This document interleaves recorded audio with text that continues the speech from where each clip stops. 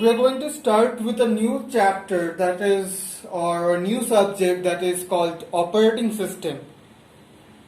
So the bookish definition or the definition, a genuine definition for operating system is like this. Operating system is a system program that provides hardware abstraction, manages system resources and controls the execution of application programs. Okay. So this is the fundamental or the actual definition of operating system. That means it is a system program that is run by the system that provides hardware abstraction. What do I mean with hardware abstraction is nothing but it turns hardware in that form that application can use it. What do I mean by hardware abstraction? It's nothing but turns the hardware, that is OS turns the hardware in such a manner,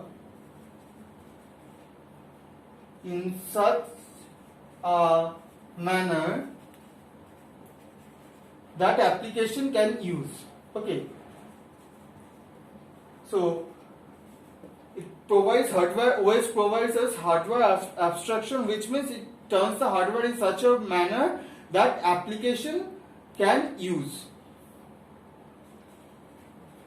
That is, make it friendly. Then what is meant by manages system resources? It means resource allocator. It is also known as resource allocator. That means it manages all resources within the system. Okay. And it decides, its another function is it also decides between the conflicting requests for efficient and fair resource use, so that the efficiency is increased of the system and it gets executed properly.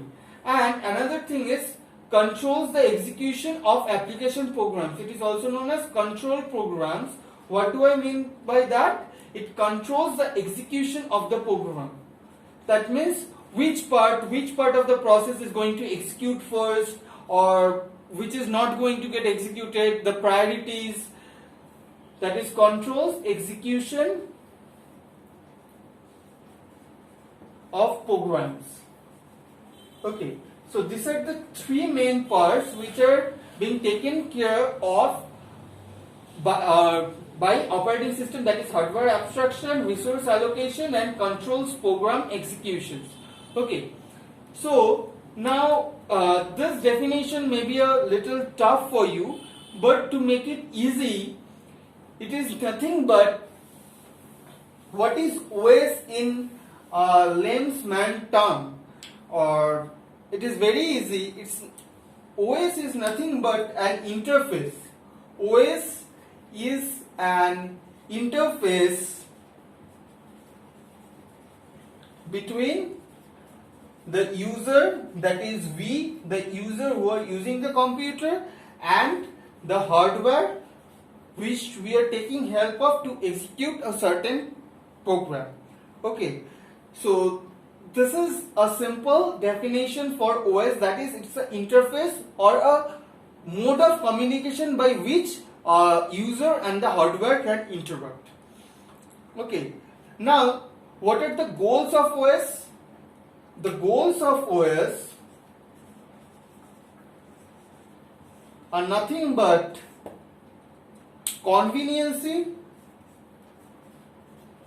that is convenience execution of the program,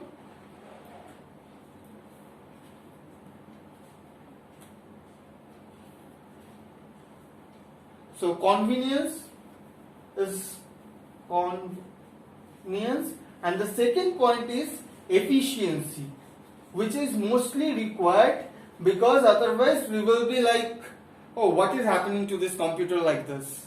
It's getting halted and all those stuffs. So efficiency is the main matter. This is the main part, and conveniency. These are the goals of OS. And now there are different types of OS which are mainly used by us. Okay, so let's take the types of OS. Let's go to the types of OS. So the types of OS includes number one, embedded OS, that is example is Quantic OS. These are mainly used for extremely memory constrained environments. Okay.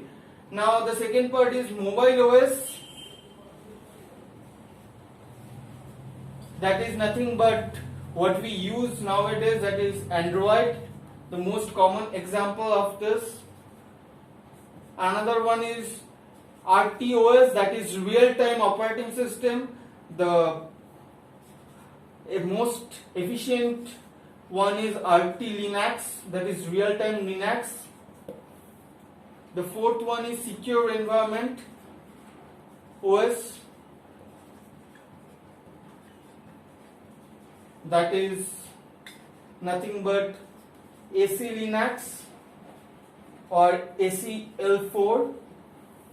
And for servers we use mainly Ubuntu and Windows Server, and for desktop we use Mac OS and all those. The embedded operating system is designed in such a way for memory constrained environment such as wireless sensor nodes and are used in Internet of Things, that is IoT, mainly used for IoT purposes. And embedded operating system are designed with power consumption kept in mind. So these operating systems manages the various resources and also abstract hardware in such a way that the power consumed by the entire system is minimum. Okay. Now mobile computing is OS is designed so that the battery charge of your mobile phone is extended for the maximum amount of time. This is a simple thing which you can say. And unlike embedded OS, it's also need to take care of certain special devices. For instances, the monitors or the LCD screen and the keypads. Okay, these are mobile OS. Now real-time OS, there are two types of real-time OS. There are two types, hard real-time OS and soft real-time OS. Okay, if you want it, you can just pause and slowly play my video so that you can write this, because these are not such important, but they are important for your knowledge also.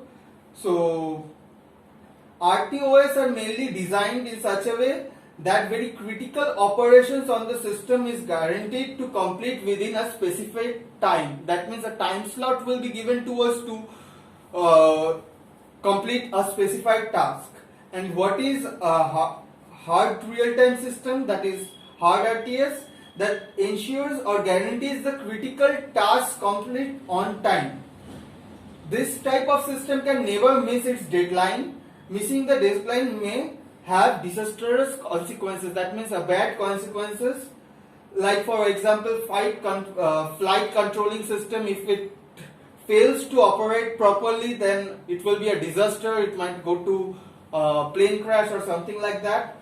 And soft real-time OS is nothing but a critical real-time task gets priority over other tasks and retains that priority until it completes.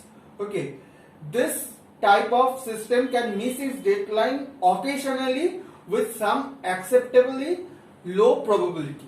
Okay, now this as far as real-time OS goes. And what is secure OS?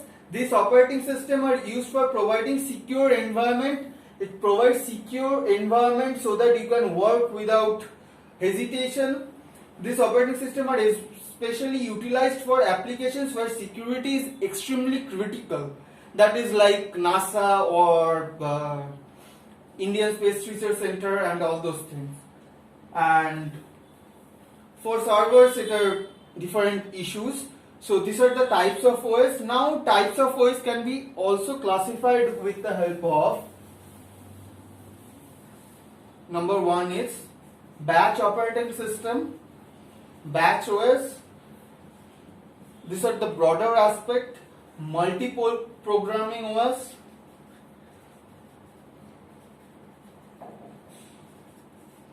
Number 3 is multitasking OS.